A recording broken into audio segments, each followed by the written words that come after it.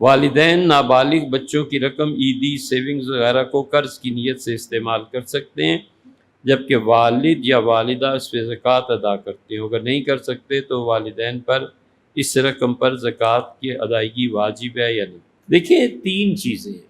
ایک چیز تو یہ ہے کہ بچوں کو جو خالصتاً عیدی اور سیونگز پھوپھی ہے، خالہ ہے، وغیرہ وغیرہ دیتے ہیں، وہ بچوں ہی کی ملکیت ہوتی ہے، ماں باپ اسے استعمال نہیں کر سکتے۔ تو پیسے لیں، بچے کے اکاؤنٹ میں ڈال دیں، یہ اسی کا پیسہ ہے۔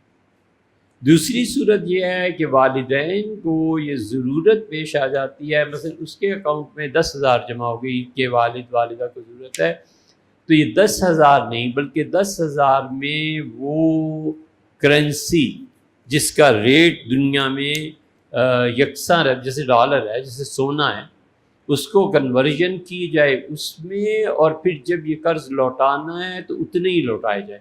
مثلاً 10,000 تھے، انہوں نے کہا اس میں اتنا سونا آتا ہے، اور جب ہم اپنے بچوں کا قرض واپس کریں گے تو اس سونے کو واپس کریں گے، اتنے ڈالرز واپس کریں گے۔ یہ بھی کوئی خوشی سے نہیں، لیکن بہرحال اجازت اس کی ہو سکتی ہے۔